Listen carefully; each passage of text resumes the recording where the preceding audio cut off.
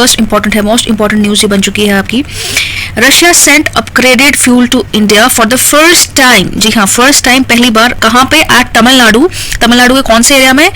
कुंदनकुलम nuclear power plant. ठीक है, ये स्टार्ट कब हुआ था? 31 मार्च 2002 को ये प्लांट स्टार्ट हुआ था, लेकिन इसका जो अग्रीमेंट था वो 1998 में ही आ चुका था। कब आ गया था? 1998 में ही अग्रीमेंट आ गया था, लेकिन ये पार्ट जो था वो स्टार्ट हुआ 2002 में। कौन सा प्लांट है? Kudankulam nuclear power plant in Tamil Nadu. कहाँ पे है? इन तमिलनाडु, याद रहेगा। ठीक है, और इससे क्या सारी दुनिया के लोग हैरान परेशान है कि रशिया ने इतना अच्छा जो न्यूक्लियर फ्यूल है वो कैसे डेवलप कर लिया, मतलब कैसे, और कैसे उन्होंने इंडिया को भी ये दे दिया। जब क्योंकि मैं इससे पहले आपको बता दूं कि उन्होंने ट्रायल एंड टेस्टेड कैसे किया, उन्होंने खुद इसको they were using this high quality जो फ्यूल है उसको खुद यूज करती थी रशिया। एंड उसके बाद there after it was sent to China as well, because China ने भी इसके बाद डिमांड की थी, तो उन्होंने चाइना को भी दिया, और इंडिया को अभी इस बार हाई क्वालिटी फ्यूल मिला है for their nuclear plants, and which is a very good news. And it is comparatively very cheaper अगर इसके फायदे की बात करी जाए, and the energy is very high. Second, अगर हम बात करें क्या इसका इस्तेमाल है और क्या यूजेस हैं इसके, जो न्यूक्लियर प्लांट है ऑल्सो रन स्मूथली, बहुत स्मूथली चलता है इससे। एंड ऑल एंड ऑल अगर हम बोला जाए कि, तो हम बोलेंगे कि all and all this Russian nuclear fuel is far better. ठीक है, और क्या है इसके साथ हम देखें न्यूक्लियर पावर प्लांट से हमें क्या मिलता है? 6000 megawatt electricity and power generation होती है, electricity generation 6000 mega power. And ये सारे इसके आपको मेन पॉइंट देखने को मिल रहे होंगे, और कॉस्ट बेनिफिट इंडिया को दिख रहा है इसमें कि कॉस्ट इसकी कम आ रही है, इट इज कंपैरेटिवली चीपर। ठीक है, साथ ही साथ इसी अगर हम और बात करें, it is more reliable and cost efficient, जो मैंने आपको बता दिया है। साथ में कॉस्ट एफिशिएंट होने के साथ साथ अगर हम इसकी क्वालिटी की बात करें तो it is very high quality uranium है। ठीक है, तो फ्यूल जितना अच्छा होता है मतलब उतना ही न्यूक्लियर प्लांट अच्छा चलता है, इट वर्क्स बेटर। पहले क्या होता था कि वो 12 मंथ्स के लिए न्यूक्लियर प्लांट जो था 12 मंथ्स के बाद उसको चेंज करना पड़ता था फ्यूल को, तो फ्यूल चेंज करते टाइम क्या होता तब तक पावर प्लांट को थोड़ा बंद करना पड़ता, फिर स्टार्ट करना पड़ता। तो अभी क्या है, एक साइकिल में ही आपका जो न्यूक्लियर फ्यूल है वो 18 मंथ्स चल जाएगा। तो ये क्वालिटी है आपकी, इसीलिए हमें जो क्या बोलते हैं फ्यूल अच्छा चाहिए न्यूक्लियर पावर प्लांट के लिए, उससे ज्यादा देर तक आपका न्यूक्लियर प्लांट अच्छे से वर्क कर सकता है। तो इसलिए ये न्यूज में हाईलाइट में आ चुका था। और इसके साथ साथ अगर हम बात करें, रशिया वैसे भी आपका देखा जाए तो ट्रस्ट वर्दी पार्टनर है, it shows very kind of loyalty, जैसे इंडिया जैसे है वैसे ही है। और को स्टिल इन रशिया अगर हम बात करें, स्टिल जो रशिया यूक्रेन का जो युद्ध चल रहा था and Ukraine war, Russia Ukraine युद्ध के बीच जो चल रहा था उसके बाद भी वो जो रशिया है भरोसेमंद निकला है ना। अगर उसमें बात करें, उन्होंने कमिटमेंट दी थी, बेशक युद्ध चल रहे नहीं तो बहाना भी मार सकते थे, लेकिन उन्होंने बहाना नहीं मारा। ऐसे बहाना मारने के लिए हजारों बहाने थे, लेकिन स्टिल वो भरोसेमंद पार्टनर था, उन्होंने अपना promise kept, they kept their promises, है ना। तो समय से पहले ही जो था न्यूक्लियर ईंधन इंडिया में आ गया, समय से पहले ही, और कोई आनाकानी कोई प्रॉब्लम नहीं हुई इंडिया रशिया को। और एक्सपर्ट्स ने जो ये रशिया, इससे पहले क्या था, जो एक्सपर्ट्स थे रशिया यूक्रेन के, वो ये तक कह देते थे कि रशिया जो है इट्स लूजिंग एंड 2 महीने या 3 महीने तक वॉर चलेगी, रशिया के पास इकोनॉमी स्टेबल नहीं है, ये है वो है, इकोनॉमी डूब रही है तो रशिया गया। बट नहीं, रशिया ने प्रॉमिस निभाया, and as you can see rouble जो रशिया की है वो इंक्रीजिंग है अभी। ठीक है, एंड अभी रशिया ने रिसेंटली इनफैक्ट ये भी कहा है कि रशिया के पास enough of resources and economy के लिए है। तो रशिया ने मजाक में बोला, चुटकी लेते हुए यूक्रेन की, कि can fight for 20 more years if needed, 20 साल और लड़ने की उनके पास, यूक्रेन युद्ध चलाने की उनके पास रिसोर्सेज हैं। अब यूक्रेन को देखना है, यूक्रेन हैरान परेशान है, Ukraine is afraid that before war gets over, कहीं ये जो बाइडन है कहीं बाइडन ना चले जाए, because as we all know, आप सभी को पता होगा कि अमेरिका में भी इलेक्शन होने वाले हैं इसी साल के अंत में। जैसे लोकसभा इलेक्शन इंडिया में होते हैं वैसे अमेरिका में भी इलेक्शन होंगे, नॉट प्रॉपर इलेक्शन होंगे। उसमें कहीं ये ना हो कि बाइडन चले गए तो फिर जेलेंस्की का क्या होगा, है ना। तो बाइडन कहीं चले, और आगे मैं आपको बता दूं बाइडन की जो रेटिंग है 40% से भी गिर गई है जो पहले थी पूरे वर्ल्ड वाइड। तो पूरे चांसेस लग रहे हैं कि बाइडन को, मुझे नहीं लगता इतनी महंगाई और इन्फ्लेशन के चलते कोई, बट खैर वो आगे आने वाली बात है, उसको भी देखेंगे, डिस्कस करेंगे। सेकेंड न्यूज आपकी है डायमंड से रिलेटेड, जो आपकी डायमंड इंडस्ट्री है, चलिए उसको डिस्कस कर लेते हैं। बट बिफोर दैट मैं आपको बता दूं कि जैसे इंडिया जो है अभी, जो इसकी आप देख रहे हैं न्यूक्लियर पावर प्लांट, इसके सेकंड फेज में है, अब थर्ड फेज भी इसका चलता रहेगा। इसको 11 साल लग गए थे आपके, क्योंकि काफी सारे लोगों ने प्रोटेस्ट करना स्टार्ट कर दिया था तमिलनाडु में जब इनिशिएट हुआ था 1999 प्रोग्राम। फिर 2000 में इसका 2002 में जैसे आपको पता है इसकी स्टार्टिंग हुई थी, KNP भी इसको बोला जाता है, कुंदनकुलम न्यूक्लियर पावर प्लांट। तो स्टेज 1 इंडिया कंप्लीट हो चुकी है, India is at currently at stage 2। Stage 2 के बाद स्टेज 3 भी आपका चलता रहेगा ये प्रोग्राम, न्यूक्लियर प्रोग्राम जो है। ठीक है, तो आप इसको देख सकते हैं क्या क्या है इसमें, आप देखें अगर तो स्टेज 1 में हमने क्या क्या किया था कि बात करें तो यूज नेचुरल यूरेनियम, यूरेनियम की इसमें काफी रोल प्ले होता है, जैसे आपको पता है कोई भी न्यूक्लियर पावर प्लांट होगा उसमें यूरेनियम का बहुत खास योगदान रहता है, ठीक है। तो यूरेनियम की अगर हम बात कर ले यहाँ पे ये है। Heavy water as moderator and coolant भी चाहिए होता है। India achieve complete self reliance in this technology and it is an industrial domain. अब इंडिया क्या है, एफबीआर पे है, मतलब फास्ट ब्रीडर रिएक्टर पे है इस वक्त। Invested the use of pure 239 obtain from the first stage of fuel core, uses fast neutron to generate more nuclear fuels than they consume. It doesn't use moderator while liquid sodium is used as coolant and uranium 233 is also formed. Third में जो future चलेगा India का third programme इसी का कुंदलू nuclear power plant. तो thorium based reactor that can be refuelled using India's thorium reserve which are converted into uranium. तो thorium को कन्वर्ट करेंगे किसमें, यूरेनियम में। ये आपका चलेगा भी आगे, अभी फिलहाल ये था। तो अब हम आर्टिकल की बात कर लेते हैं जो कि सूरत से आ रही है। From Surat to New York diamond trade suffers under the weight of Russia sanction. जैसे आपको पता है रशिया में सैंक्शंस हैं लग चुके हैं, तो उसके चलते यूएस जो है सबसे बड़ा ट्रेडर माना गया है किसका, डायमंड्स का। अब इंडिया जो है आपको पता होगा कि इंडिया में बहुत ज्यादा, पहले भी इंडिया भी इसमें बहुत ज्यादा एक्सपोर्टर तो नहीं, एक्सपोर्टर मतलब कंज्यूम, रशियन जो है सॉरी यूएस जो है वो कंज्यूमर माना जाता है। और इंडिया में क्या है सबको पता होगा वर्ल्ड वाइड की जो ये जो डायमंड है इसकी कटिंग और पॉलिशिंग इंडिया में होती है, और आज से नहीं बहुत पहले से होती आ रही डायमंड्स, ठीक है। तो आपको पता होगा कि इवन कोविड-19 में भी सबने सोचा था कि अब कहाँ मार्केट चलने वाला है, लेकिन फिर भी जो आपके जैन्स एंड पटेल्स है ना, जैन्स एंड पटेल जो बहुत अमीर माने जाते हैं गुजरात के ही, सूरत स्पेशली, तो उन्होंने क्या किया था कि कोविड में भी 75% इन्होंने ट्रेन अपना उठा लिया था। डिमांड बहुत ज्यादा बढ़ गई थी किसकी, डायमंड्स की यूएस में। तो इवन कोविड के दौरान भी उन्होंने काफी प्रॉफिट कमा लिया था। तो अभी पीएम मोदी अभी सोच रहे हैं कि नहीं इसको इनिशिएटिव लॉन्च करेंगे। उन्होंने इनफैक्ट एक इनिशिएटिव लॉन्च भी किया था आफ्टर कोविड। 400 न्यू एक्सपोर्ट जो डायमंड्स के हैं और न्यू इंडस्ट्रीज है उसको सेटअप किया गया था।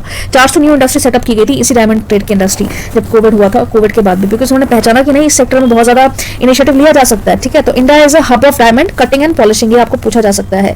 अब रिसेंटली क्या न्यूज में, रिसेंटली ये है कि सैंक्शन लगे थे यूएस पे, जैसे सबको पता है कि सॉरी रशिया पे 75% सैंक्शन आप लगा लो मार पड़ी थी, जो कि रशिया पे इससे भी ज्यादा सैंक्शन दिखाए जा रहे हैं। इंडिया में सूरत की जो इंडस्ट्री की सफर किया बहुत ज्यादा उन्होंने डायमंड का, जो ठीक है। और इंडिया को आपको पता होगा हब भी बोला जाता है कि क्या सीन था यहाँ पे, जो कि एक्सपोर्ट हुआ था 75% कोविड के टाइम पे, तो उसकी वजह से इंपोर्ट जो है वो वेस्टर्न को एक्सपोर्ट करती है इंडिया, जो इंपोर्ट है वो इंडिया कहाँ से करता है, अफ्रीका से, टिम्बरली माइंस एंड एक्सेट्रा। तो वहां पे भी सैंक्शंस लग गई हो, तो सैंक्शन के चलते इंडिया के 5 lakh people lost their jobs.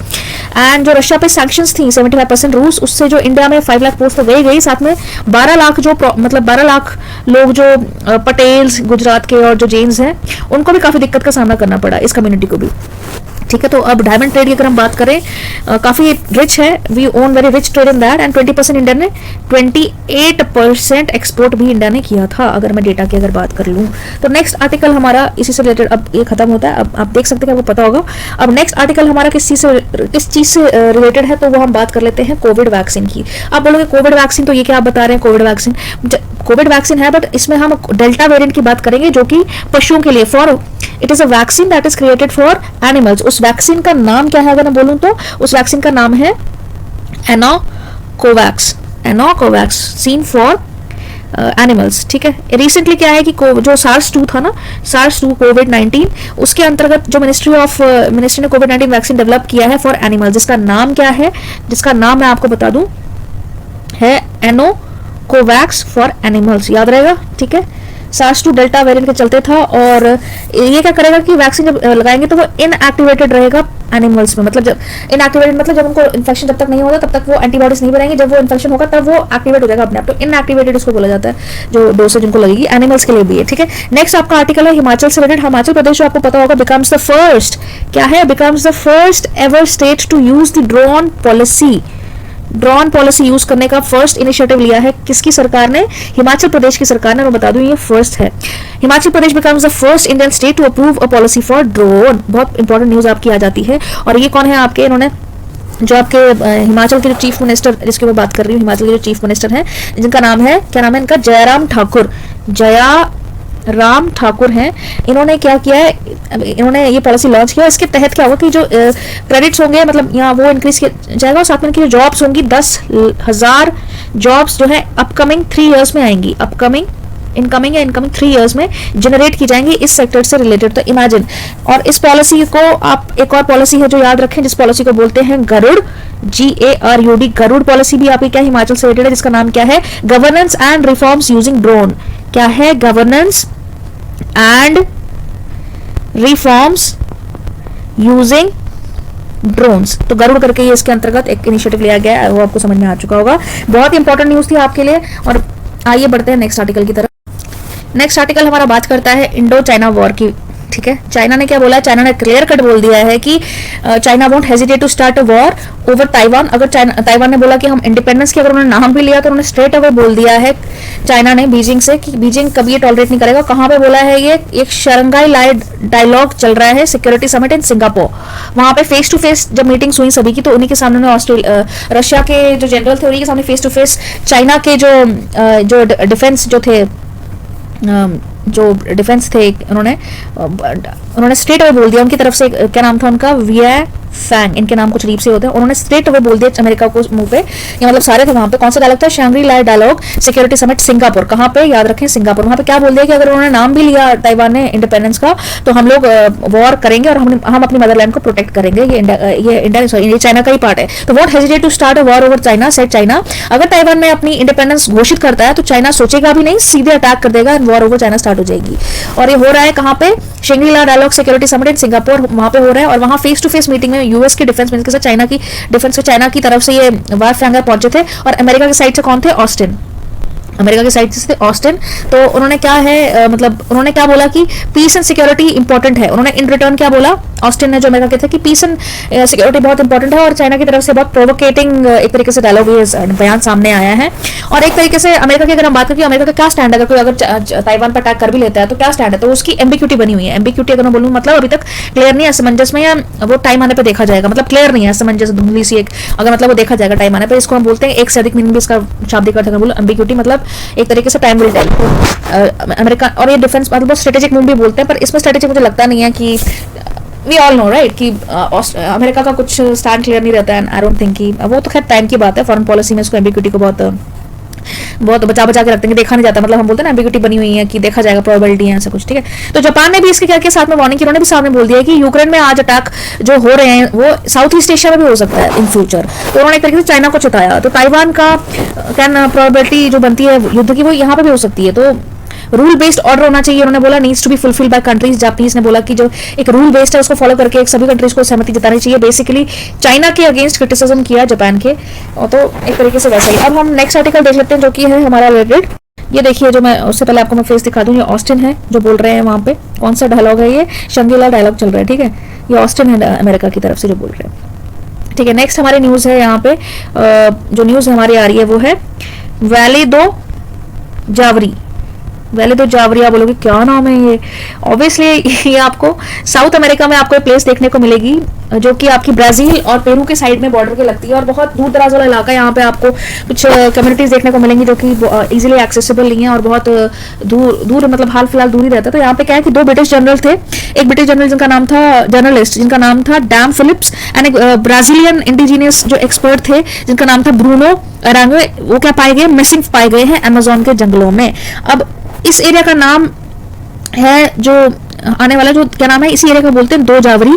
Jawari क्या है, एक रिवर है, क्या है, इट्स अ रिवर, और इसी के नाम से आपका एरिया बन गया है जावरी। ठीक है, तो यहाँ पर क्या है, जो पेरू और अमेजन के बीच का एरिया ना उसको बोलते हैं ब्राजील के बॉर्डर के पास का। ये एकांतवासी कम्युनिटी है जैसे आपको दिख रहा होगा यहाँ पे। और यहाँ पे क्योंकि एकांतवास है तो यहाँ पे आपको कुछ कोकेन के ड्रग्स वगैरह, बहुत नोटोरियस कम्युनिटी है, नोटोरियस एरिया भी आपको इसको देखने को मिलेगा रीजन, क्योंकि क्रिमिनल एक्टिविटीज भी हैं और एक तरीके से कटा हुआ है। तो सोलिडेरिटी अभी आपको यहाँ देखने को मिलती है। तो कुछ इस तरीके की अभी कम्युनिटी आपको देखने को मिलेगी। और ये अगर मैप में आपको दिखाऊं कहाँ पे है तो आपको ये बॉर्डर दिख रहा होगा, यहाँ पे ये पेरू है और ये ब्राजील है। तो इसके बीच का एरिया है थोड़ा सा फॉरेस्ट वाला, मतलब आपको बहुत सारी वैरायटीज आपको देखने मिलती है, जंगल वाला एरिया है। वाले दी जावरी रिजर्वेशन। ठीक है, ये वालदेरा जावरी रिवर से बना हुआ है। ठीक है, तो क्राइम रेट भी यहाँ पे ठीक ठाक ही है।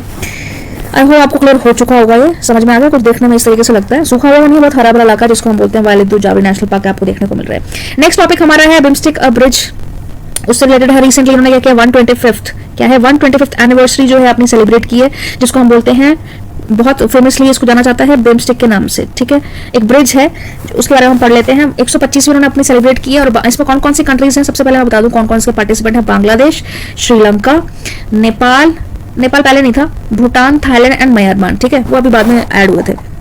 तो यहाँ पे एक मीटिंग हुई जिसमें कि इसको सेलिब्रेट किया गया। 125 नेशन इन्होंने 125 125 तो कहाँ से आ गई, 25 सेलिब्रेट किया है इन्होंने, celebrating the 25 years of BIMSTEC. एक कोलैटरल आप बोल सकते हैं कि मल्टीनेशनल मल्टी सेक्टरल एक टेक्नोलॉजी को लेकर के इकोनॉमिक यूरोपियन तो ये है। तो बंगाल ये बोलते हैं कि it's a multi sectoral technological and economic cooperation, ठीक है, एक कोऑपरेशन है। तो इसका क्या फायदा है, it's a regional multilateral organisation, एक से ज्यादा मल्टी होता है मल्टीनेशनल ऑर्गेनाइजेशन जो कि काम करती है किसके लिए, बे ऑफ बंगाल रीजन है जो आपका बे ऑफ बंगाल रीजन वो, और इट कनेक्ट्स दिस एंडोजीस of the Greater Himalayas and the Bay of Bengal and came to be begun in 1997 में इसका गठन हुआ था। And through the Bangkok declaration इसको डिक्लेयर किया, थ्रू द बैंकॉक डिक्लेरेशन 1997 में इसका गठन हुआ था। ठीक है, समझ में आ गया होगा आपको, समझ में आ रहा है।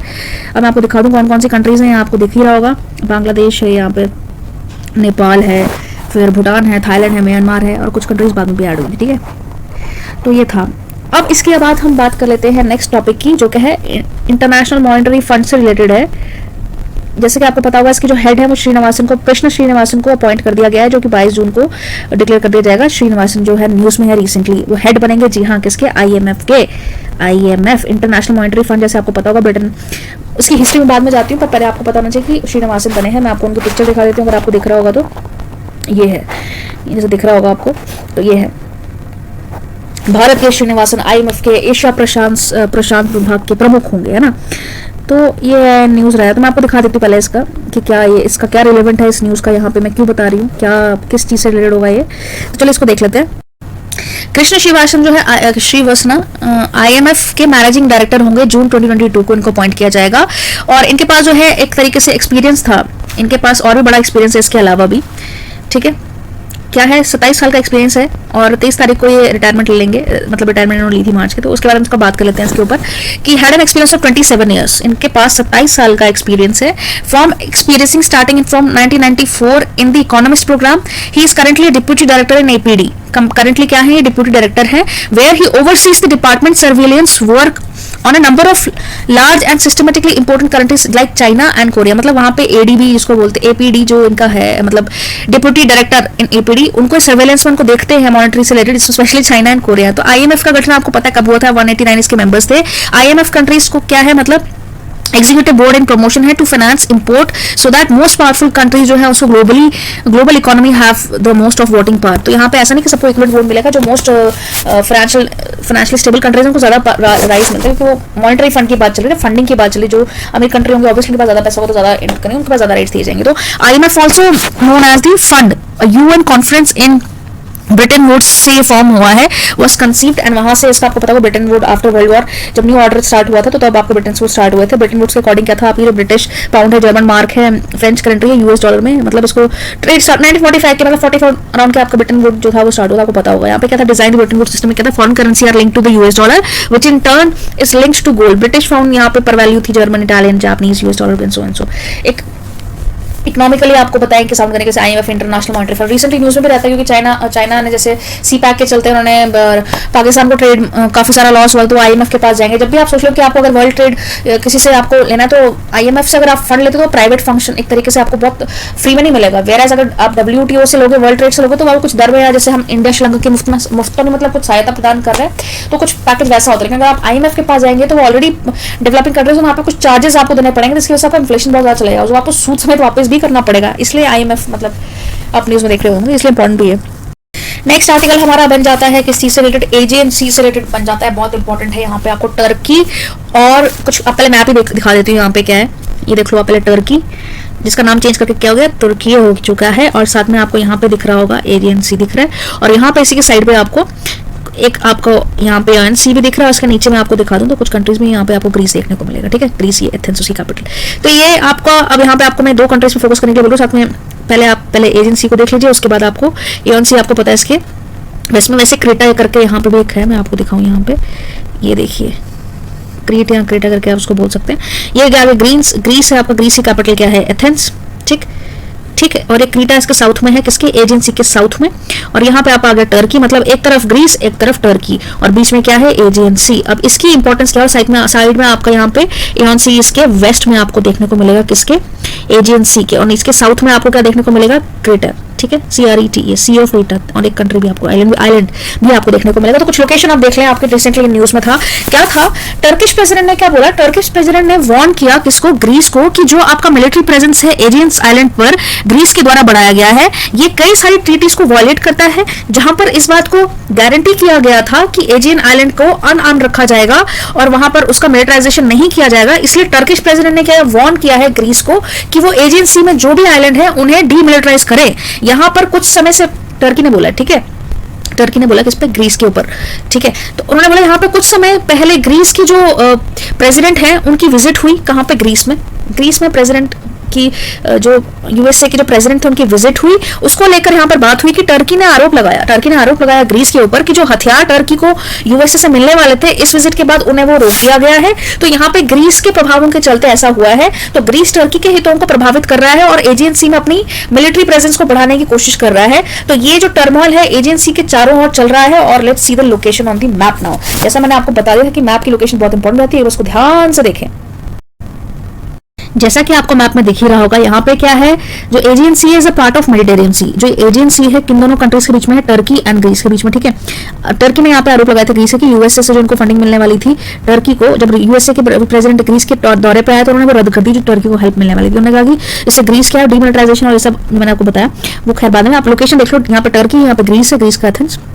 ये एजियन सी जो है किसका पार्ट है, मेडिटेरियन सी का, एक तरीके से हम पार्ट बोल सकते हैं। जैसे आपको ये मेडिटेरियन सी यहाँ पे साउथ में दिख रहा होगा, ये इसी का एक्सटेंशन आप देख सकते हैं, ये इसका पार्ट नहीं, इसका एक्सटेंशन आप देख सकते हैं कि ये एजियन सी यहाँ पे है। क्यों बन जाता है इंपॉर्टेंट, मैं आपको बता दूं यहाँ पे, क्योंकि उसका जो एक्सटेंशन है आगे तक है। अब ग्रीस और टर्की के बीच में, जैसे अब ग्रीस है यहाँ पे टर्की है और यहाँ पे है ग्रीस, इसके बीच का एरिया जो आप देख रहे हो ये एजियन सी है। यह ग्रीक पेनिनसुला भी इसको बोला जाता है, ग्रीक पेनिनसुला आपको पता है, 3 साइड से अगर पानी से कोई घिरा हुआ, यहाँ पे गल्फ है, यहाँ पे वो सब खैर। तो ये Greek peninsula and Asia minor के बीच का एरिया। एशिया माइनर किसको मैंने बोला यहाँ पे, एशिया माइनर टर्की के पेनिनसुला को एशिया माइनर या फिर और क्या नाम से बोला जाता है, एनाटोलियन पेनिनसुला के नाम से भी टर्की को बोला जाता है। क्यों, क्योंकि जो टर्की का हिस्सा है उसी से ही एशिया माइनर जो पहले बोला जाता था उसको उसी को कहा जाता था, और अभी भी इसे एनाटोलियन पेनिनसुला के नाम से जाना जाता है, ठीक है। जो मेरी प्रीवियस वीडियो की वहां पे मैंने आपको बताया था जिसमें टर्की का नाम चेंज हुआ है, उसमें मैंने थोड़ा सा इसका नाम बताया कि एनाटोलियन पेनिनसुला। अब बात कर रहे थे कि Turkey is located between the south या फिर सदर्न बाल्कन रीजन, जिसको हम बात करते हैं बाल्कन रीजन के नाम से भी इसको बोला जाता है, किसको, सदर्न बाल्कन रीजन, बाल्कन, ठीक है। ग्रीस के कैसे, जो ग्रीस का जो ऊपर वाला जो हिस्सा है ना उसे बाल्कन रीजन कहते हैं। ग्रीस का जो ऊपर वाला हिस्सा है ना, इसको मैं बोलूं, जैसे ये आपको दिख रहा होगा, इस रीजन को हम बोलेंगे कि ये बाल्कन रीजन, ऊपर वाला एरिया ना, इसको हम बोलते हैं बाल्कन। तो बहुत बार न्यूज में आया होगा आपको, ठीक है। तो मेन अब बात क्या है कि जो टर्की का जो पूरा हिस्सा है वो एनाटोलियन पेनिनसुला का हिस्सा बन जाता है, इसीलिए टर्की को क्या बोलते हैं, एनाटोलियन पेनिनसुला, ठीक है। अब मेन लैंड जो टर्की का ग्रीस का है उसके बीच का एरिया जो है वो एजियन सी है, जैसे आपको मैप में दिख रहा है, मैं बार बार बोल रही हूँ।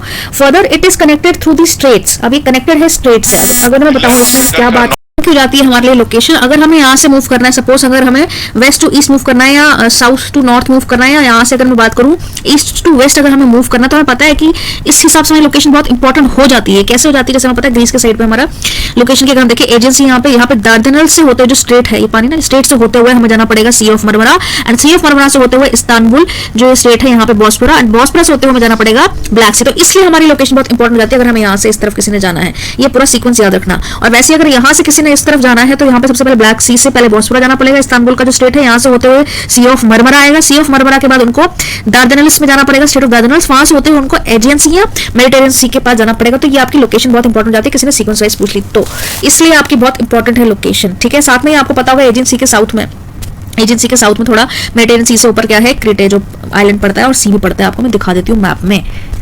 ये दिख रहा है आपको, जैसे कि मैंने आपको बताया यहाँ पे कौन सा सी है, यहाँ पे लोकेशन देख लो, ये ग्रीस और टर्की, यहाँ सी से होते हुए किसी को अगर निकलना है ना यहाँ से, तो आपको लोकेशन यहाँ से क्लियर करनी पड़ेगी। और यहाँ पे साउथ में इसका कौन सा है, साउथ में इसके है सी ऑफ क्रेटा, यहाँ पे क्रेटा आइलैंड है, यहाँ पे मेडिटेरियन सी। तो यहाँ से अगर किसी को ब्लैक सी की तरफ जाना है, ब्लैक सी से किसी को इस तरफ आना, तो इसलिए लोकेशन बहुत इंपॉर्टेंट हो जाती है। अब मैं आपको साथ में ये भी बता दूं कि डायरेक्शन आपको देख लिया, सी ऑफ क्रेटा को भी आपने देख ही लिया होगा, एक आइलैंड है नियर एजेंसी के पास ही है, यहाँ पे आपको पता है यहाँ पे कौन सा है, यहाँ पे एजेंसी है, उसके साथ में आपका सी ऑफ क्रेटा, नीचे मेडिटेरियन सी है। अब वेस्ट में और साउथ में आपके डायरेक्शन आपने देख लिया। अब हम उसको क्यों पढ़ रहे हैं, क्या इंपॉर्टेंस है इसकी, बिकॉज ये जो हम देख रहे हैं ना, इसकी ये जो दो सिविलाइजेशन का क्रेडल इसको माना जाता है, क्रेडल मतलब एक तरीके से घर इसको माना जाता है दो सिविलाइजेशन का। और वो कौन सी दो सिविलाइजेशन है, जो कि वेस्टर्न सिविलाइजेशन का जन्म या रूट्स वहीं से, प्रेजेंटली जो वेस्टर्न कल्चर की जो रूट्स है ना वो भी वहीं से, इन्हीं दोनों से लिया गया है इनको। और कौन कौन से आपको बोला जाता है, वो है आपका एक तो आपकी जो है आपकी ग्रीस बोली जाती है, और दूसरी ग्रीस सिविलाइजेशन, दूसरी क्रेटे सिविलाइजेशन, दोनों को मिलाकर के हम वेस्टर्न सिविलाइजेशन जो आपको करंटली आपको देखने को मिल रही है उसका रूट माना जाता है। ठीक है, तो ये दोनों ईयरली जो इसकी सिविलाइजेशन क्रेटल, इसको क्रेटल माना जाता है। क्रेटे और ग्रीस की सिविलाइजेशन आपकी वेस्टर्न की आपकी स्थापना, एक तरीके से बोलो वेस्टर्न कल्चर की स्थापना हुई। अब इसी से रिलेटेड आपका प्रीवियस एक क्वेश्चन आया था, उसको हम डिस्कस कर लेते हैं कल्चर रिलेटेड से। तो वो क्या था, 2019 का क्वेश्चन पूछा था कि कंसिडर द फॉलोइंग पार्ट। इसमें तो एक ही पूछा, आजकल यूपीएससी ने दो पेयर्स बोल दिया, उसके लिए क्या 2 पेयर्स बताओ कौन से हैं। इसमें नॉर्मली एक ही होता है, लेकिन टफ करने के लिए पूछ लेगा 2 पेयर्स, तो खैर उसको भी देख लेते हैं। इसमें बताया गया है कि एड्रियाटिक सी के सामने अल्बेनिया, ब्लैक सी के सामने क्रोएशिया, कैस्पियन सी के सामने बॉर्डरिंग कंट्रीज कौन से, कजाकिस्तान, मेडिटेरियन से मोरक्को, रेड सी के सामने सीरिया। आप इसमें बताएंगे कौन सा जो पेयर है फॉलोइंग इसमें राइट है। इसमें तो कोई भी एक पेयर पूछा ना, यूपीएससी ने इस बार क्या पूछा था 2 पेयर, तो इसका आंसर आपको दिख रहा होगा B is the right answer. इसमें पूछा गया कि जो मतलब एड्रियाटिक सी के सामने अल्बेनिया सी है, थर्ड यहाँ पे कैस्पियन सी के सामने क्या है, कजाकिस्तान ये वाला रीजन है, एंड फोर्थ रेड सी के सामने आपका ये वाला एरिया। तो इसके बॉर्डरीज या बॉर्डर्स इसके शेयर होते हैं। ऐसे इस तरह के क्वेश्चन आपको पूछे जा सकते हैं। आगे बढ़ लेते हैं नेक्स्ट आर्टिकल की तरफ। ये आपका रिलेटेड है, किससे रिलेटेड है, आपका वर्ल्ड यूनिवर्सिटी रैंकिंग ऑफ 2023 या 2022 टू 2023 बताया गया है। रिसेंटली क्या है, क्यूएस वर्ल्ड जो रिलीज करता है डेटा, उसमें यूनिवर्सिटीज बताया क्या, what is it, it is a QS, मतलब कि एक आपकी जिसको बोलते हैं क्वार्टरली सेवंस करके इसका क्यूएस रैंकिंग देखी जाती है। तो उसके हिसाब से पता लगता है कौन सी पूरी दुनिया में वर्ल्ड में कौन सी यूनिवर्सिटीज अच्छा परफॉर्म कर रही है एकेडमिकली, कौन सी नहीं। तो आपको देखने को मिलेगा कि जो इस बार जेएनयू है, जामिया इस्लामिया, उनका नाम कहीं पे भी नहीं है जामिया इस्लामिया और जेएनयू का। उन्होंने ये भी बोला है कि ये बायस्ड होती हैं, सिर्फ पेपर पब्लिशिंग पे देखती, ना कि कंटेंट पे, डाइवर्सिटी के बेसिस पर उन्होंने इस बार बोलने की कोशिश की है। जामिया इस्लामिया ने थोड़े बहुत आरोप भी लगाए कि ये बायस्ड है, बट कि ये सिर्फ तो खैर अलग अलग यूनिवर्सिटीज का है। लेकिन यहाँ पे इस बार देखने को मिला कि जेएनयू ने जामिया इस्लामिया कितनी मतलब ये टॉप 200 में भी परफॉर्म नहीं कर पाई है पूरे वर्ल्ड वाइड अगर हम देखें तो। इसी से रिलेटेड आपका आर्टिकल डिस्कस कर लेते हैं, क्या है ये, जैसे मैंने आपको बताया क्यूएस। तो अब क्यूएस क्या है, क्यूएस से आपका world university ranking is an annual publication of university ranking bye quarterly Siemens QS. तो इसके पैरामीटर्स होते हैं, क्या पैरामीटर्स होते हैं, 6 पैरामीटर्स होते हैं, इसके बेसिस पे आपकी यूनिवर्सिटीज का रैंक डिसाइड करते हैं वर्ल्ड वाइड। पहला आपका आता है इसमें एआर, पहला क्या आता है आपका एआर, जिसको बोलते हैं एकेडमिक रिपोर्ट। ठीक है, सेकंड आपका इसमें क्या आता है, सेकंड इसको बोलते हैं ईआर, पहला हो गया एकेडमिक रिपोर्ट एआर, सेकंड आपका आ गया ईआर। ईआर को क्या बोलते हैं, एम्प्लॉयर रेपुटेशन, एम्प्लॉय की रेपुटेशन, एम्प्लॉयर रेपुटेशन। थर्ड आपका क्या है इसमें क्राइटेरिया है या पैरामीटर्स है, जिसको बोलते हैं हम एफएसआर। एफएसआर से मतलब फैकल्टी स्टूडेंट रेशियो, फैकल्टी और स्टूडेंट का रेशियो। ठीक है, एफएसआर। फोर्थ क्या है इसमें, सिटीजन्स पर फैकल्टी, साइटेशंस पर फैकल्टी, इसको सीपीएफ करके भी बोला जाता है। फिफ्थ आपका है international faculty ratio, international faculty ratio. And sixth आपका है इंटरनेशनल स्टूडेंट रेशियो, एक आ गया इंटरनेशनल फैकल्टी रेशियो, ठीक है, आईएफआर, और एक आपका आ गया यहाँ पे इंटरनेशनल स्टूडेंट रेशियो, आईएसआर। ठीक, ये 6 पैरामीटर्स देखे जाते हैं। अगर इस 6 पैरामीटर्स में आप खड़े उतरते हो, साथ में आपके जो उस हिसाब से आपका क्यूआर जो है आपका रैंकिंग आपका डिसाइड की जाती है। आई होप आपको समझ में आ गया क्यूएस रैंकिंग क्यों इतनी न्यूज में रही है। मैंने पिछली वीडियो में इसको डिस्कस किया हुआ है। तो दुनिया भर की यूनिवर्सिटीज को रैंक करते हैं इसमें। इस बार जामिया इस्लामिया का जैसा कोई नंबर नहीं है, ग्लोबल में जो फर्स्ट रैंक पर रही है आपकी मैसाचुसेट्स की आपकी इंस्टीट्यूशन रही है टेक्नोलॉजी, उसको बेस्ट मिला है लगातार 11वीं बार,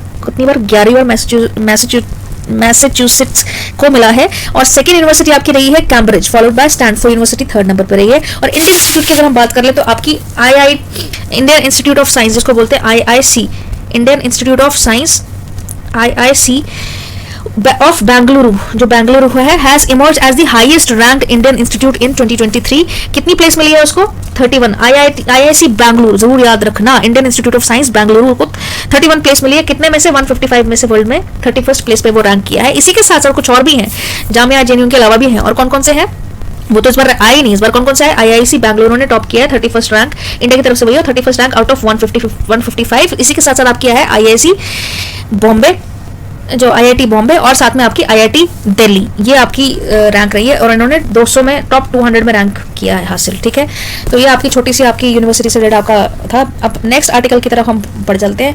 इलेक्शन कमीशन के द्वारा आपका है, ऑब्वियसली इलेक्शन से रिलेटेड। यहाँ पे हम बात कर रहे हैं प्रेसिडेंट इलेक्शन की, जो कि आपको 21 जुलाई को मे भी आपका कंडक्ट किया जाएगा। प्रेसिडेंट रिजल्ट कैसे होते हैं इसके बारे में हम बताते हैं। प्रेसिडेंट के नॉमिनेशन इलेक्शन किस प्रकार से किए जाते हैं, बहुत इंपॉर्टेंट हो जाता है। आइए इसको हम देख लेते हैं। इस बार जो है आपका 15th प्रेसिडेंट इलेक्शन कमीशन के द्वारा नोटिफाई किया जाएगा। 15th कौन सा, 15th president election 15th president election किया जाएगा। इसको देख लेते हैं।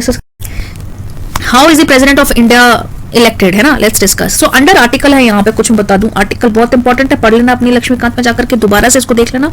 कौन सा आर्टिकल की बात कर रही हूँ, 62 क्लॉज 1, 62 आर्टिकल 62 क्लॉज 1। मैं दोबारा बता दूं, आर्टिकल 62 का क्लॉज 1 जरूर पढ़ लें, इस आर्टिकल को देख लें और अच्छे से समझ लें क्या है इसके अंतर्गत बताया गया है कि under article 61 clause 1 of the constitution an election to fill a vacancy caused by the expiration of the term of office of president shall be completed before the expiration of the term. कहने का तात्पर्य ये है कि जब president का election का जो प्रेसिडेंट के जो टेन्योर है वो जब खत्म होने वाला था उसी से पहले आपके जाते जाते उससे पहले इलेक्शन जो है प्रेसिडेंट के वो किए जाते हैं। और एक इसके द्वारा कहा गया article 62 clause 1 of the constitution of India. साथ में ही the elections are conducted and overseen by the election commission, जैसे मैंने आपको बताया था by India. And election of president किस तरीके से है आपको पता होगा कि डायरेक्ट इलेक्शन तो होते नहीं है, it is not direct election. Direct election में आपकी ईवीएम यूज की जाती है और जो जनता वोट करती है ना वो होता है डायरेक्ट इलेक्शन। ये क्या है? Indirect election. मैंने आपके कल या परसों में मैंने वीडियो अपलोड की थी, उसमें राज्यसभा उसको इलेक्शन के बारे में बताया गया था, उसको भी आप देख लें एक बार, तो उसके बारे में बताया गया है। अब मैं आपको मेन चीज बता दूं कि डायरेक्ट इलेक्शन तो होते नहीं है कि लोगों के द्वारा किए जाए, बट इसके लिए मेंबर्स ऑफ इलेक्टोरल कॉलेज बनता है अलग से। इलेक्टोरल कॉलेज कैसे बनता है? विच कंस्टिट्यूट्स, किस चीजों से बनके बनता है? 3 चीजें हैं उसमें। The elected members of both the houses, both the houses की अगर मैं बात करूं पार्लियामेंट जैसा आपको पता है, एक होती है आपकी लोकसभा, एक होती है आपकी राज्यसभा। में क्या डिफरेंस है मैं बता दूं आपको, थोड़ा बहुत जो सबको पता ही होगा, आपको देखने को मिल रहा है। अगर मैं पूछूं ये क्या है तो आप बता सकते हो ना कि कौन सी सभा है? ये है आपकी राज्यसभा। पार्लियामेंट के 2 हाउस होते हैं ना, ये आप क्या अगर बोलूं तो क्या है ये? राज्यसभा। कैसे? क्योंकि यहाँ पे रेड कारपेट है और जो लोग हैं, लोग आप सोचो कि मिट्टी से जुड़े हुए हैं, जमीन से, तो मिट्टी कैसी हरी भरे खेत, तो लोकसभा ये है। कई लोग बोलते हैं कि लोकसभा का जो कार्यकाल है वो होता है 6 साल का और राज्यसभा 5 साल का, और राज्यसभा का जो कार्यकाल होता है वो है क्या बोलते हैं कि 5 साल का। बट मैं बता दूं कि राज्यसभा जो है आपकी परमानेंट बॉडी है, इसका नहीं होता, इसके जो मेंबर्स होते हैं ना उनका होता है। जैसे आपको पता है हर 2 साल में इसके 1/3 मेंबर जो है वो चेंज करके रिन्यू कर दी जाती है, पुराने होते हैं उनको चेंज होते हैं, इसलिए लगा करके मतलब 6 साल के अंतर्गत जो उनका कार्यकाल, राज्यसभा तो परमानेंट रहेगी लेकिन उसके मेंबर्स का कार्यकाल 6 साल होता है। अगर कोई बोलता है ना कि राज्यसभा का कार्यकाल 6, क्योंकि ये परमानेंट हाउस बोलते हैं, ठीक है, इसको अपर हाउस भी बोला जाता है और इसको लोअर हाउस भी बोला जाता है। और अब आप क्वेश्चन उठेगा कि फर्स्ट हाउस किसको बोलते हैं? फर्स्ट हाउस आप क्या अपर हाउस को बोलते हैं? अपर हाउस जैसे राज्यसभा नहीं, फर्स्ट हाउस मतलब सबसे पहले कोई भी बिल आपका आता है तो यहाँ पे पेश होता है, उसके बाद आपका राज्यसभा उसमें जाएगा। तो फर्स्ट हाउस किसको बोला जाता है? आपके लोकसभा को, कंफ्यूज मत होना, ठीक है। अब हम बात कर लेते हैं कि कैसे इलेक्शन होते हैं, किस तरीके से इसकी वोटिंग होती है, क्या क्या तरीका इसमें अपनाया जाता है, इलेक्टोरल कॉलेज क्या होता है उसके बारे में पढ़ लेते हैं। इसमें 3 कंडीशन होती है। The elected members of both the houses आपको बता दिया, पार्लियामेंट्री वन से लोकसभा राज्यसभा। दूसरा क्या देखा जाता है? The elected members of the legislative assembly, ठीक है, ये देखी जाती है इसमें। And the elected members of the legislative assemblies of the union territories, उसमें क्या है? Elected members of the state legislative की बात की गई यहाँ पे। Elected members of the legislative assemblies of the union territories of Delhi and Puducherry, उसको भी कंसर्न में लिया जाता है। This electoral college does not consist of nominated members of Rajya Sabha, Lok Sabha and the assemblies and the members of state legislative councils बोला है state legislative council, जैसे आपको पता होगा 6 राज्यों में state legislative council, not legislative, state legislative councils आपकी 6 राज्यों में, उसको भी इसमें इंक्लूड किया जाता है, ठीक है। और यहाँ पे अगर मैं बात करूं क्या है, इस पॉइंट को अच्छे से याद रखना मैं क्या बोल रही हूँ। इट डज नॉट, इलेक्टोरल जो कॉलेज है वो कैसे है कि electoral college does not nominate, एक तो नॉमिनेट नहीं करता है आपके, इनके द्वारा जो एमएलए हैं वो आप उनकी तरफ से वोट करते हैं ना कि डायरेक्टली नॉमिनेटेड मेंबर्स जो है राज्यसभा लोकसभा के वो नहीं कर सकते vote. And members of state legislative councils भी जो है 6 राज्यों के, उनको भी डज नॉट, ठीक है। और जो वैल्यू है आपकी वोट की, the voters are weighted their values determined by the population of each state as per census 1971 में जो सेंसस था उसके अकॉर्डिंग एक वोट की वैल्यू आपको डिसाइड की जाती है। और यहाँ पे मैं बता दूं कि आपकी जो जैसे आप देखते हैं ना कि स्टेट है आपकी एमएलएस एंड टोटल पॉपुलेशन के हिसाब से इसको डिसाइड किया जाता है। टोटल पॉपुलेशन के हिसाब से जैसे आप मान लो 1:1000 है किसी की पॉपुलेशन, को डिवाइड कर लेंगे क्योंकि वो नंबर आपको ज्यादा मिल जाएगा ना।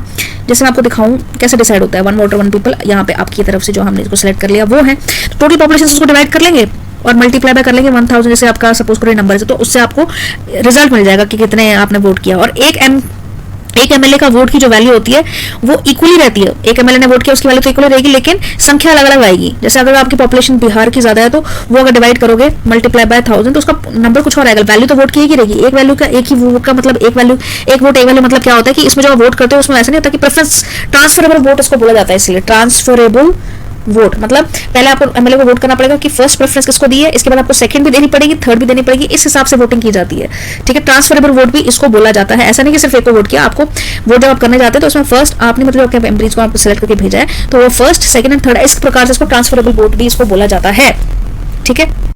सो इससे आपको क्या समझ में आता है कि value of each MLA's vote varies from high to UP की। जैसे आपको पता है कि पॉपुलेशन सबसे ज्यादा हाई है तो उसके हिसाब से हाई यहाँ पे यूपी की हो सकती है, मतलब 208, एंड सबसे लो आपको पता है कि सिक्किम है तो उसकी मतलब 7 इन सिक्किम। ये सीट्स वगैरह डिपेंडिंग अपॉन दी पॉपुलेशन ये देख लो चार्ट, जैसे आपको दिख रहा होगा, हाई यहाँ पे है इसकी उत्तर प्रदेश की, और यहाँ पे लोअर में अगर मैं बताऊँ बात करूँ तो सिक्किम की, जैसे 7 हो गया। ठीक, समझ में आई बात। अब दिस मीन्स दैट यूपी के कहने का मतलब कि जो यूपी के मतलब 403 एमएलए हैं जैसे कि, ठीक है, वो जो कंट्रीब्यूट करेंगे, जैसे 208 हो गया मल्टीप्लाई बाय 403, तो इक्वल्स टू इसका वोट कितना निकलेगा, अगर करूंगी तो बहुत 82,824 ऐसे कुछ निकलेगा। ठीक है, तो उसकी जो वैल्यू होगी, इसको इलेक्टोरल पूल में अगर हम इसको कॉल करें, और वहीं पे यूपी की निकल गई, और सिक्किम की अगर मैं बात करूंगी 32 सीट्स हैं, उसको मल्टीप्लाई 7 से करेंगे तो 224 वोट्स निकलेंगे। ठीक, ये होगा कहने का मतलब।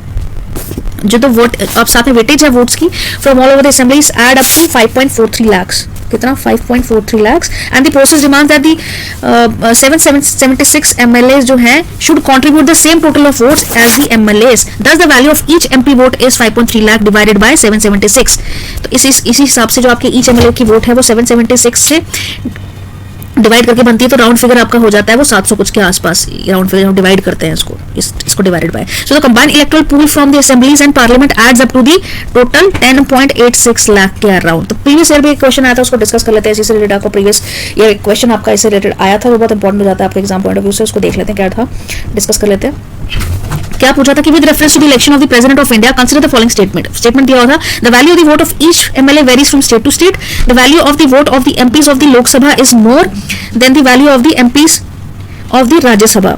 ठीक, क्या पूछा था इसमें, which of the statement is given below is correct और नॉट, सिर्फ ओनली वन इसमें राइट है, तो उसका राइट आंसर क्या हो जाएगा, ओनली वन। क्या पूछा है कि इन दोनों स्टेटमेंट्स में से क्या था, ये स्टेटमेंट जो है बिल्कुल सही है कि the value of the vote of the MLA varies to state. Second ये पूछा था, ये गलत हो जाएगा कि the value of the vote of the MPs of the Lok Sabha is more than the value of the vote of the MPs of the Rajya Sabha, ऐसा नहीं है। ठीक है, तो इस तरह के क्वेश्चन आपके आते हैं। अब हम बात कर लेते हैं यहाँ पे असम से related. 14th Assam rhino census जो है वो कंडक्ट हुआ है, rhino census, 14th rhino census, मैं बार बार बोल रही हूँ, क्या है यहाँ पे कंडक्ट किया गया है, 14th Assam Rhino Census conduct किया है। The result of the 14th Assam Rhino Census conducted at the Manas, कहां पे कंडक्ट हुआ है, मानस नेशनल पार्क में कंडक्ट किया गया। अबाउट वन ऑन डायनासोर की अगर हम बात करें, एक सींग वाला गैंडा जो आपको पता है कहां पे मिलता है, मानस वाइल्ड लाइफ जो असम में है आपकी देखने को मिल रहा है, काजीरंगा नेशनल पार्क आपको पता होगा कहां पे, तो ये आपकी लोकेशन बन जाती है, इसके लिए बहुत इंपॉर्टेंट है। ये देखिए एक सींग वाला गैंडा देखने में कितना शानदार, ऐसा लगता है कि इसकी स्किन जो है वो एक कवच के थ्रू बनाई गई है। तो वन सींग वाला जो गैंडा है ना, वन और डायनासोर वो इंडिया में मिलता है। ठीक है, इसलिए फेमस इसको बोला जाता है सिंगल ब्लैक कॉर्न, जो कि इंडियन राइनो, इसको इस नाम से बोला जाता है इंडियन राइनो। ये देखो, ये पिक्चर देख रहे हो आप, कहाँ पे है वन और डायनासोर, काजीरंगा नेशनल पार्क, वहां से पिक्चर है। तो अब देखो किस तरीके से ये लगता है कि, अब इसके बारे में क्या है न्यूज में देख लेते हैं, इसके बारे में क्या है। एक सिंग वाला गैंडा होता है राइनो, जिसको आइडेंटिफाई करते हैं सिंगल ब्लैक कॉर्न से। ठीक है, तो इसको इंडियन राइनो भी बोला जाता है, और ग्रे ब्राउन हाइट कलर की इनकी स्किन होती है, जैसे आपको दिख ही रही है, कवच की तरह इतनी स्ट्रॉन्ग है। तो ये स्पेसीज क्या है, सॉलिटरी है, मतलब अकेले रहना पसंद करते हैं, लेकिन एक्सेप्ट एकांकी, एक्सेप्ट जब आप अडल्ट मेल्स होते हैं राइनो नियरिंग अडल्टहुड गैदरिंग, जब गैदर होते हैं उसके बाद इतना एकांत, जब अडल्ट बन जाते तब इतना नहीं रहते नॉर्मली इसको। और कहाँ पे पाए जाते हैं, इंडो नेपाल तेराई रीजन मैंने आपको बोला, तेराई रीजन वो है जहाँ पे फसल अच्छे से होती है, एलुवियल सॉइल अच्छे से होती है। रिवर जब है क्या आती है ना माउंटेन से, तो वो अपने साथ रॉक्स एंड बोल्डर्स लेकर के आती है, और वो एंटर करती है भाबर रीजन में, इसमें कंकड़ आपको बोलते हैं, जैसे खड वाला एरिया होगा ना नदी के साइड वाला, यहाँ पे आपको रिवर स्ट्रीम से डिसअपेयर हो जाती है एक तरीके से, और रीअपेयर होती है कहाँ पे, तेराई रीजन में। तेराई रीजन आपको एक तरीके से बोले बहुत फर्टाइल मार्शी या पानी वाला के साइड में, जब कल फर्टाइल लैंड होता है तेराई, तो इंडो नेपाल तेराई रीजन में इनको देखा जा सकता है। वेस्ट बंगाल में भी आप इनको देख सकते हैं, असम में भी इनको देख सकते हैं, साथ में यूपी भी एडेड है, यूपी भी है। ये घर है 75% जो है आपके असम में, कहाँ पे मिलते हैं, काजीरंगा, मतलब काजीरंगा में, और 90% इंडिया में, मतलब उसमें काजीरंगा में मिलते हैं। ठीक है, और इंडिया के जो घर है 75% को घर माना जाता है इंडिया का, वन ऑन राइनो को, थोड़े बहुत आपके नेपाल में मिलते हैं। और इसको क्या बोलते हैं, इसका स्टेटस क्या है, अगर हम इसको देख ले, इसका कंजर्वेटिव स्टेटस क्या है इस वक्त की, IUCN की रेड लिस्ट में ये वल्नरेबल हैं, इस वक्त वल्नरेबल्स हैं। और साइट्स की अगर मैं बात करूं, साइट्स क्या बोलते हैं, conservation of international trade in endangered species of wild fauna and flora, तो उसकी अगर हम बात करें तो वहां पे भी अपेंडिक्स 1 में आते हैं। किस में आते हैं, अपेंडिक्स 1 में आते हैं। और अगर मैं इंडिया की बात करूं, वाइल्ड लाइफ प्रोटेक्शन एक्ट 1972, किसकी बात करूं, wild life protection act 1972 schedule 1 में इसको रखा गया है, किसमें, शेड्यूल 1 में। ठीक है, अब मानस जो नेशनल पार्क के पास 100 मतलब वन ऑन राइनो जो थे प्रायर 1990 में थे, बट करेंटली इनकी जो तादाद है वो कितनी रह गई है, सिर्फ 40। तो आई होप क्लियर आपको हो गया होगा। अब इसी के साथ साथ हम यहाँ पे क्या, सिरुमुली डिंडीगुल एक बायोडाइवर्सिटी पार्क है, उसके बारे में बात करें तो ये कहाँ पे है, तमिलनाडु, बहुत खूबसूरत है, आपको देखने से समझ में आ रहा होगा। तो जैसे कि आपकी लोकेशन है, आपको पता होगा कहाँ पे है, तो ये तमिलनाडु है, तमिलनाडु के इस रीजन में आप इसकी लोकेशन देख सकते हैं। न्यूज में आया हुआ है सिरुमुल्ली हिल्स, मैप में भी आपको प्लॉटिंग के लिए एक बार इसको देख लें, बहुत खूबसूरत है, बायोडाइवर्सिटी है, लोग आप जैसे आपको दिख रहा होगा इसमें जा रहे हैं। This park is a nature reserve, ठीक है, that harbors the natural heritage of the area and has education and cultural values attached to it, है ना. It has the quality environment जैसा आपको दिख रहा होगा, and various biodiversity components भी हैं यहाँ पे, such as mammals, bird भी आपको देखने को मिलेंगे, reptiles देखने को मिलेंगे, amphibians एक्सेट्रा यहाँ पे शोकास्ट किए गए हैं, यहाँ पे देखने को मिलेंगे. तो different types of flowering plants भी हैं यहाँ पे, क्यों? ताकि वो अट्रैक्ट कर सके बटरफ्लाइज को. द वेरियस इसमें है पार्क में, ठीक है. जो असेंबलेज ऑफ नेक्टर प्लांट भी इसमें किया गया to attract butterflies, and host plants has also been planted. तो ये जो सिरोमल्ली हिल्स रेंज है आपकी स्प्रेड है कितने 6000 एकर्स में फैली हुई है, ठीक है. एंड ये डिस्ट्रिक्ट है कौन सी आपकी, डिंडीगुल डिस्ट्रिक्ट में है. डिंडीगुल डिस्ट्रिक्ट आपको पता होगा कहाँ पे है, तमिलनाडु, दिख रहा है तमिलनाडु में है. They are consider to be the spur of the eastern Ghats. Eastern Ghats का इसको स्पर बोला जाता है, जैसे आपको पता है ना लोकेशन, मैं बोलूँ स्पर. ये आपका वेस्टर्न घाट्स के जो आपको पता पॉइंट मैच करके यहाँ पे मिलता है, फिर यहीं से आपका ऐसे मैच करके ईस्टर्न घाट्स का इसको स्पर भी बोला जाता है. तो ये थे आपके आज कुछ न्यूज थी आपको. आप चलिए जल्दी से डिस्कस कर लेते हैं नेक्स्ट आर्टिकल देख लेते हैं और कौन सा न्यूज में था. जैसे आपको पता है ये रशिया डिलीवर्स मोर एफिशिएंट, कुछ बच गया तो डिस्कस कर लेते हैं. न्यूक्लियर फ्यूल प्लांट कुंदकुलम, ये आपने ऑलरेडी डिस्कस कर लिया, इसको मैं डिस्कस नहीं करूंगी, मैंने स्टार्टिंग में डिस्कस कर लिया है. फिर आपका आर्टिकल एक ये है कि won't hesitate to start war over China. आपको पता है साउथ चाइना सी की लोकेशन देख लो, यहाँ पे बहुत इंपॉर्टेंट हो जाती है, क्योंकि साउथ चाइना सी की जो एक्सटेंशन 12 नॉटिकल माइल समुद्र में इसका रहता है. तो अगर बोलो यहाँ से लेकर के यहाँ तक का एरिया जो बनता है टेक्निकली वो साउथ का चाइना का बनता है, लेकिन यहाँ पे क्योंकि आपको पता होगा यहाँ पे ताइवान है तो उस पर जंग छिड़ी रहती है, मतलब चांसेस तो आ ही रहे हैं सर. ये मैंने डिस्कस कर लिया, इस पर भी बात नहीं करेंगे. अब नेक्स्ट आर्टिकल हम देख लेते हैं. CCPA issues guidelines on prevention of misleading advertisement and endorsement for misleading advertisement 2022. इसकी हम बात कर लेते हैं. जैसे हम एंडोर्समेंट देखते हैं ना, अब जो एक्ट भी कर रहा होगा ना उसके तहत उसको भी जो इन्फ्लुएंशियल पर्सन होगा उसके अगेंस्ट भी कोर्ट के अंदर अभी इसको अथॉरिटीज को नोटिस दे सकती है. तो सेंट्रल कंज्यूमर प्रोटेक्शन एक्ट जो कि सीसीपीए है वो क्या बोलती है, under department of consumer affairs notice guideline to the curb misleading advertisement and the protection interest of consumer. CCPA was established under the Consumer Act protection. कब established हुआ 2019 में for regulating matter of regulating violate rights of consumers, unfair trade या जैसे माल आपको दिखाते कुछ और है लेकिन होता कुछ और ही है. तो जैसे आपको हॉर्लिक्स की बात करें, हॉर्लिक्स और बूस्ट दिखाते जबकि वो कर रहे किस है, कंपनी किसकी है, वो हिंदुस्तान लेवर की है. तो उसी की दो ब्रांड्स बना दिए गए और आपको लगता है कि ये ब्रांड लगा ये ब्रांड लगा, मतलब कंज्यूमर को इन्फ्लुएंस करते हैं एक तरीके से गलत, मतलब. और कई बार क्या बोलते हैं कि ये जरूरी, जबकि वो जरूरी भी नहीं होता. आपको जो हेल्थ सब्स्टिट्यूट्स ऐसे बहुत सारे एग्जाम्पल्स है, मैं किसी एक ब्रांड की बात नहीं कर रही हूँ यहाँ पे. कॉपीराइट्स इश्यूज या किसी को अनअवेयर करना, उसके अंतर्गत स्टेप उठाया गया है. जैसे आपको कई बार फेयर एंड हैंडसम या फेयर क्रीम लगाओ उससे गोरे हो जाओगे, ऐसे करके ये अच्छा इनिशिएटिव लिया गया है सीसीपीए के द्वारा. क्या एसएस की है, कंज्यूमर प्रोटेक्शन एक्ट. तो गाइडलाइंस निर्धारित कर दी गई है एडवर्टाइजमेंट पब्लिश के प्लेटफॉर्म के द्वारा, कोई भी मनगढ़ंत स्टोरीज नहीं होंगी. इसके अंदर क्या क्या गाइडलाइंस है, condition for non misleading and valid advertisement ही दी जाएगी. मिसलीडिंग ना हो, अगर होता है एक्यूरेसी वैलिडिटी तो उसकी देखा जाएगा, उसको क्लेम किया जाएगा, ठीक है. राइट टू बी इन्फॉर्म्ड है यहाँ पे, मिसलीडिंग एडवर्टाइजमेंट को वॉयलेट ना करें ये बताया गया है यहाँ पे. Right to be safeguard against potentially unsafe products and services. Right to choose, right to be informed. Inform करना बहुत जरूरी है. कई बार इंग्रेडिएंट्स अगर आप देखो पीछे लिखे ही नहीं होते हैं. Define and provide condition for bait in advertisement and advertisement in which goods product services offered for sale at a low price to attract consumer. यहाँ पे अगर हम बात करें मॉल्स पर कहीं जाए तो बोलेंगे buy one get two free, 20% off, 10% off. तो ये तरीका होता है कि उनको प्राइस कम करके आपको बोलते हैं कि बढ़ा दो, पर प्राइस कम नहीं होता, प्राइस ज्यादा करके आपको दिखाते हैं कि एक अब खरीदोगे तो दूसरा मिल जाएगा.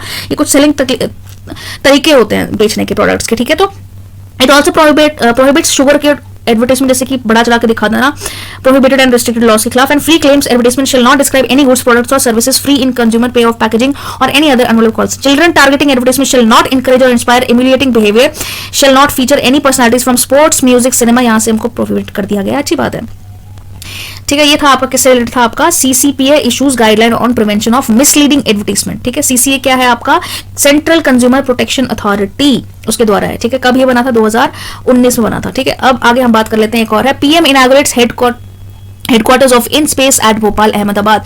रिसेंटली मैंने आपको बताया था कि जो आपके स्पेस में जाने की अभी होड़ स्टार्ट होगी, इंटरनेशनल स्पेस स्टेशन वो नीचे चल जाएगा. अभी चाइना का खुद का इंटरनेशनल स्पेस स्टेशन बन गया, वो दूसरे की भी तैयारी कर रहा है. वेराज इंडिया अभी सोच रहा है कि चंद्रयान के गगनयान के बाद हम डिसाइड करेंगे, वो भी डिसाइड नहीं हुई डेट कब. लेकिन यहाँ पे एक अच्छा इनिशिएटिव है कि इसरो के द्वारा यहाँ पे स्पेस की अगर हम बात करें, पीएम मोदी ने इनॉग्रेट किया है in space in Bhopal.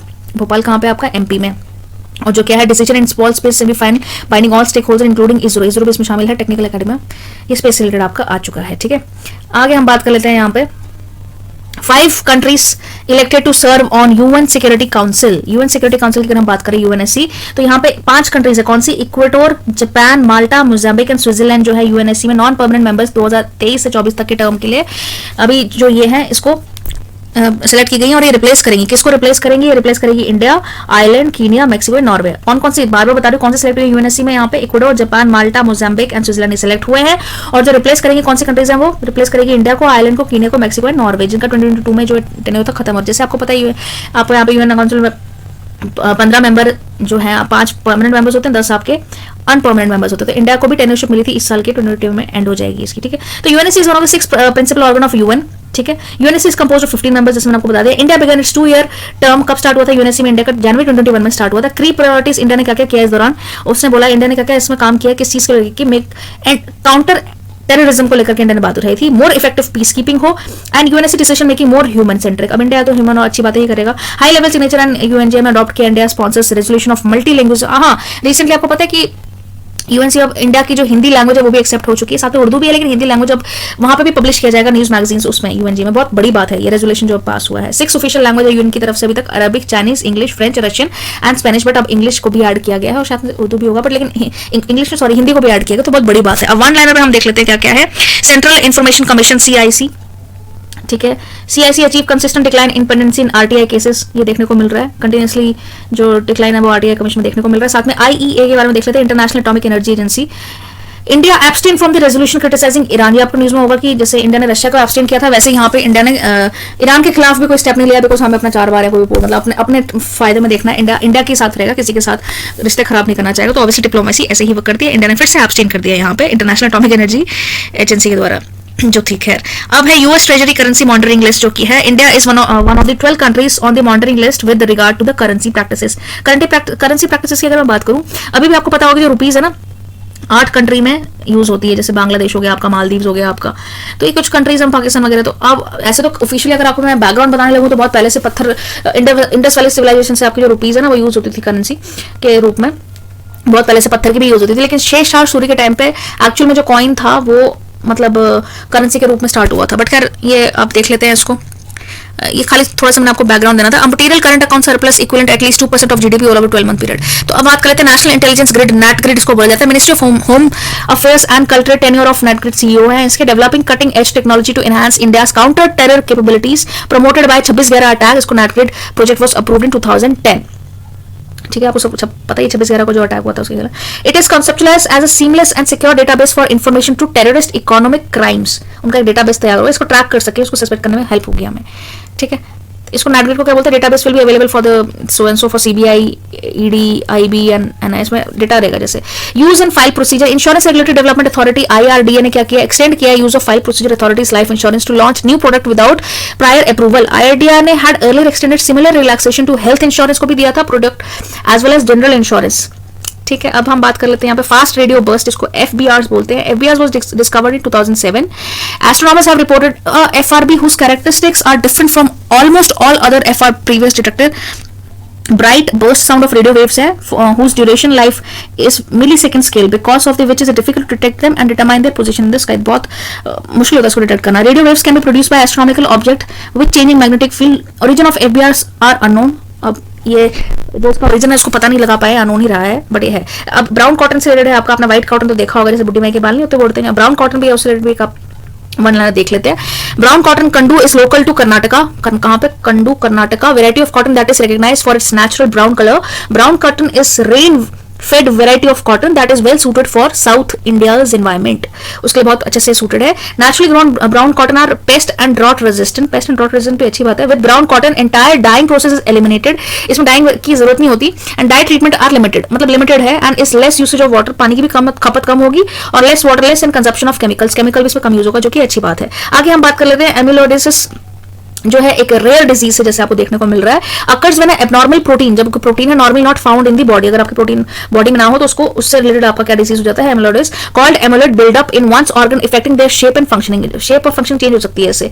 Specially जैसे आप जिम में जाते हो, प्रोटीन इंटेक करते हो, आपके मसल्स वगैरह बिल्ड हो जाते हैं। अगर आपके बॉडी में प्रोटीन ना हो तो उससे आपके शेप से बॉडी लिम्स चेंज हो सकते हैं। तो amyloid may be secondary to different health condition or can develop as a primary condition as well, depends करता है। Kidney, brain, spleen and other parts of the body, जो कि घातक हो सकती है। Causes of amyloidosis remain unknown, अब इसके रीजन तो पता नहीं चल पाया, लेकिन there are also different types of amyloidosis that are prevalent such as light chain AA dialysis related transient। तो ये था कुछ। अब है Sclerosis fantastics, जैसे आपको दिख रहा होगा कछुए की आपको वैरायटी लग रही है टॉर्टोइस की, कॉमनली कॉल्ड ये नाम है इसका। Species was so far known only from a single individual collection in 1906. Now a giant tortoise found in 2020 has been confirmed belonging to a Galapagos species. एक बहुत बड़ा स्पेसी टॉर्टोइस देखने को मिला, इसको हम बोलते हैं गालापोला स्पेसी से बिलोंग करता है। इसकी क्रिटिकली इंडेंजर्ड है और गालापोला आइलैंड जो कि इक्वाडोर के पास है ना आपका, वहां पे है चेलो आइलैंड में, वहां पैसिफिक ओशन के पास इसको देखा गया है ocean, and best known for their impressive array of plant and animal species. अब island are UNESCO world heritage site के अंतर्गत है। ये कौन सा? इक्वाडोर के पास था। कौन सा आइलैंड था आपका? पैसिफिक ओशन की चेन के पास, इक्वाडोर के पास था आपका, ठीक है। गालापोस स्पीसीज है, याद रख लेना। इसका मतलब क्या होता है? It mean fantastic giant tortoise. इसका मतलब होता है फैंटास्टिक जायंट टॉर्टोइस, ठीक है। अब हम जिम्बाब्वे की बात कर लेते हैं। प्लेस इन न्यूज मैंने आपको बताया था, प्लेस इन न्यूज जिम्बाब्वे आप देख लो, यहाँ पे अच्छे से देख लो। इसके आसपास के आपको मोजाम्बिया, ज़ाम्बिया, बोत्सवाना, साउथ अफ्रीका तो आपको दिख ही रहा है साथ में, ये तंजानिया ऊपर। तो खैर ये न्यूज में रहा है अभी। इन्फ्लेशन यहाँ पे आपको देखने को मिल रही है कि 130% इन्फ्लेशन, जो कि बहुत ज्यादा है रशिया यूक्रेन के वॉर की वजह। पहले भी रीजन रहे होंगे, लेकिन रशिया यूक्रेन वॉर के रीजन आपको देखने को मिल रहा है। पॉलिटिकल बाउंड्री आपको पता होगी, लैंडलॉक कंट्री है जिम्बाब्वे, दिख रहा है आपको, ये लैंडलॉक्ड है। ज्योग्राफिकल फीचर अगर हम देखें तो लेक कारिबा है world's largest reservoir by volume. Longest river अगर इसकी बात करें जिम्बिया है। हाईएस्ट माउंटेन की बात करें तो इनियागी है। वाल्दे जो रावी अमेजोन मैंने आपको बता दिया हुआ है, इसके बारे में दोबारा नहीं बताऊंगी यहाँ पे। तो बस यही था न्यूज में। बहुत मेहनत लगती है एक वीडियो को बनाने में। अगर आपने ये लाइक सब्सक्राइब नहीं किया तो मैं सोच रही थी कि जेएनके की सीरीज में स्टार्ट करूँ, जेके पीएससी से रिलेटेड। अगर आपको नहीं पसंद आएगी तो मैं वो स्टार्ट ही नहीं करूंगी, बिकॉज इतनी मेहनत जाती है वीडियो बनाने में और पीछे से कोई देखेगी नहीं तो मतलब डिमोटिवेट हो जाते हैं, ठीक है। सो प्लीज सब्सक्राइब अगर आपको ठीक लगे तो, बिकॉज ये जनरल था, इन जनरल करंट अफेयर सभी के लिए इंपॉर्टेंट हो जाता है कि कोई भी एग्जाम की प्रिपरेशन कर रहे हो आप तो hit like, subscribe and can share. That's all, signing off MJ, bye bye, जय हिंद।